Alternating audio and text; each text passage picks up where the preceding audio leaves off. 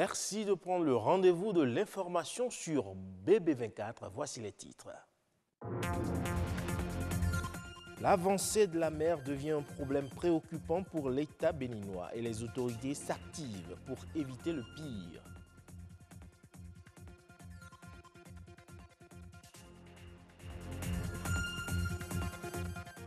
C'est un important outil de communication. L'affiche publicitaire est utilisée à des fins commerciales et on peut aisément les apercevoir au coin de rue. On en parle dans ce journal. Et puis la surcharge des poids lourds n'en finit pas à Cotonou. Le phénomène est devenu une préoccupation majeure pour les pouvoirs publics.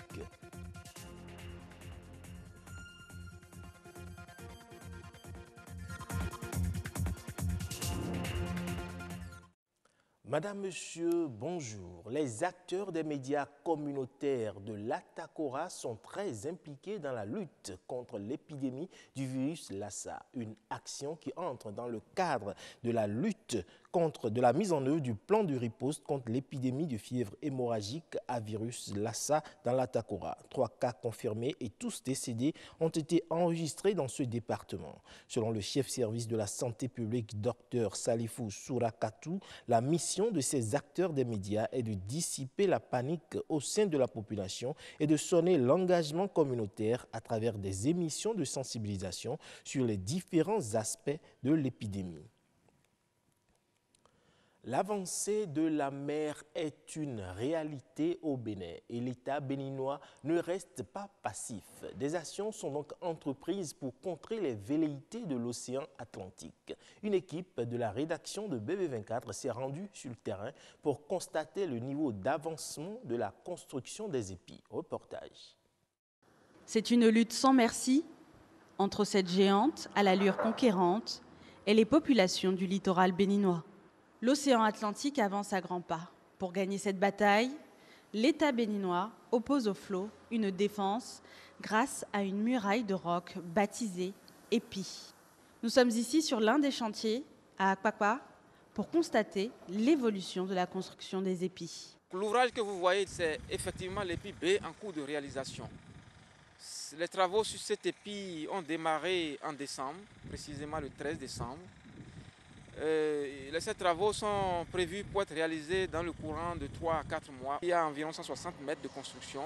Il nous reste encore un peu de chemin à faire pour boucler. Avec la force de l'adversaire, l'État emploie des moyens pharaoniques et ne compte pas en démordre. De nouveaux épis sont prévus à l'avenir. Sur cette question de rechargement, ce segment est destiné à recevoir 300 000 m3 de sable. 300 000 m3 de sable, donc on va distribuer dans les deux parties de l'ouvrage. Nous allons poursuivre sur la partie est, où nous allons construire un 3e épi dans le segment situé entre l'épi 6 et l'épi numéro 7. Et construire donc, refaire, réparer, sinon reconstruire le revêtement situé dans le périmètre de l'épi 6. Nous avons prévu également un revêtement à l'est de l'épi numéro 7 qui est le dernier ouvrage du système. C'est-à-dire l'épi d'actualisation que nous avons lancé est complètement achevé aujourd'hui, au point où nous avons une idée très très claire de tout ce que nous avons à réaliser. En attendant la fin des études de faisabilité, l'océan, lui, n'observe pas de trêve. Il gagne sans cesse du terrain. On observe donc depuis 2013, où l'épi a été construit, une érosion accrue sur ce segment, ce qui est d'ailleurs prévu par les modèles mathématiques. L'océan a déjà fait beaucoup de victimes et cette lutte semble avoir un dénouement incertain.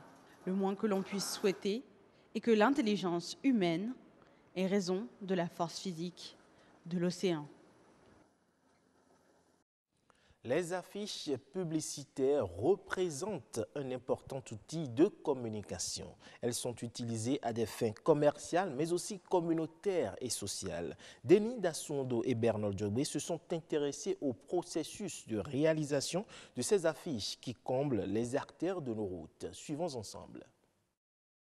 L'affichage publicitaire est un support de communication de format variable qui permet de diffuser un message et d'attirer l'attention d'une cible en particulier.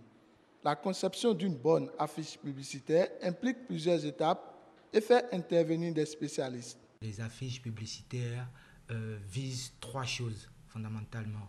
Informer, argumenter et puis inciter. Ça appelle à plusieurs connaissances, dont des connaissances sociologiques et puis la sémiologie de l'image. C'est-à-dire il faut connaître quelle image peut toucher telle ou telle personne. Donc il y a d'abord ce qu'on appelle dans nos jargons le brief client. C'est-à-dire le client, on va vers le client et le client nous dit ce qu'il veut. Par rapport à cela, quand on revient en agence avec l'équipe créative, on fait ce qu'on appelle un brainstorming. C'est-à-dire on essaie de lancer les idées, voir sur quelles pistes et autres on peut aller. Il est donc nécessaire de concevoir son affiche publicitaire en fonction de son public cible.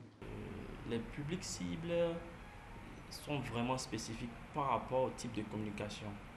Si je prends par exemple une société, je voulais dire une agence de voyage qui veut communiquer sur des tarifs et autres, l'affiche sera distribuée dans les aéroports, les gares et autres. Le coût de réalisation varie d'une agence de communication à une autre en fonction des moyens déployés et de la qualité exigée par le client. Il n'y a pas un prix standard. Le plus souvent, on facture une affiche publicitaire par rapport au temps passé à faire des recherches, comme je disais, thématiques et concurrentielles, afin de mieux appréhender l'univers créatif. La réalisation d'une affiche publicitaire, ça peut varier entre 35 000 francs et 5 millions. Mais si je prends des structures qui veulent faire intervenir par exemple des joueurs, bien des stars, c'est dans ce sens que l'affiche varie. Après l'étape de la conception, le rôle de l'imprimerie entre en ligne de compte, puisque d'elle dépend l'atteinte des objectifs fixés. Pour tirer une bonne affiche publicitaire, le graphiste ou le client apporte un fichier PDF bien traité avec ses couleurs et ses préférences. Je donne les caractéristiques pour ce grammage, pour ce format de papier et je vais maintenant de l'autre côté pour mettre et puis lancer le fichier de prestation. L'affichage publicitaire comme moyen de communication constitue de nos jours un outil efficace pour passer son message. La surcharge des véhicules gros porteurs reste aujourd'hui une préoccupation entre transporteurs, pouvoirs publics et usagers. Les conséquences néfastes de ce non-respect du tonnage, pourtant exigé par les règlements et les lois, ont fait l'essentiel de cet élément produit par Dorcas Tito et Bernol Djogwe. Les véhicules poids lourds, compte tenu de leur volume important, effraient plus d'un. Sur la route, motocyclistes, automobilistes et même les piétons doublent de vigilance. Les voies ne sont pas des garages, mais nous n'avons pas de moyens là où ils sont en panne pour qu'on envoie. Nous sommes en train de préparer d'acheter des grilles, des casques pour pouvoir les tirer, pour les amener lieu qu'il faut. Le phénomène de surcharge des camions gros porteurs est un véritable problème de sécurité routière observé au Bénin. Le règlement 14 de l'Union économique et monétaire ouest-africaine UEMOA, relatif aux normes et procédures du contrôle de gabarit, du poids et de la charge à l'essieu, peine à entrer en application. 80% des camions sur les routes béninoises sont en effet surchargés. Allez-y dans nos frontières. Vous allez voir uniquement que la déclaration de 30 tonnes, 25 tonnes. Mais les gens chargent jusqu'à 80 tonnes, 40 tonnes, 60 tonnes pour pouvoir frauder. Le respect de cette norme est même bénéfique aussi pour les transporteurs. Parce que lorsque le véhicule est surchargé, il y a deux phénomènes qui se produisent. Le premier phénomène, c'est que la distance de freinage du véhicule diminue. Et lorsque la distance de freinage du véhicule diminue, c'est les cas d'accident qu'on enregistre. Des accidents se produisent et lorsqu'un camion se renverse, c'est une grande perte, non seulement pour le transporteur, parce que l'assureur ne dédommage jamais la totalité des dommages subis par le transporteur, quelle que soit la maison d'assurance. Selon ce règlement 14, un véhicule à moteur isolé à 2 essieux, par exemple, ne peut aller au-delà de 18 tonnes de marchandises. 3 essieux 26 tonnes et 4 essieux ne doit excéder 31 tonnes.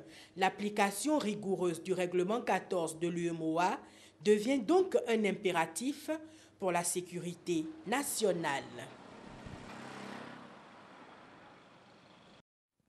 Le gouvernement togolais veut réserver au moins 20% des marchés publics aux jeunes et aux femmes entrepreneurs. C'est une décision du Conseil des ministres du 1er février dernier qui entend apporter des solutions efficaces à la problématique et au chômage ainsi qu'à l'amélioration du niveau de vie des Togolais. Cette décision concerne les jeunes entrepreneurs dont l'âge est compris entre 18 et 40 ans, promoteurs d'une entreprise légalement créée, et les femmes entrepreneurs sans limite d'âge, de nationalité togolaise et exerçant sur le territoire national. Direction le Cameroun à présent, où au moins 500 exposants exerçant toutes les formes de commerce sont attendus à la première édition de la Foire internationale des affaires et du commerce de Douala, FIAC. Une rencontre d'affaires qui se tiendra du 24 mars au 8 avril 2018. Pendant 2 semaines donc, la FIAC décide d'offrir un regard neuf sur l'art de vendre et de consommer. Une vitrine autant pour les grandes enseignes que les petits entrepreneurs. C'est un rendez-vous biennal incontournable entre les marques et les consommateurs. Selon le ministre camerounais, cette foire vise l'émergence d'un secteur productif fort et une mise ensemble des produits Made in Cameroun. Ce sera donc tout pour les informations de cette mi-journée. Merci de nous avoir suivis et bonne suite des programmes sur BB24.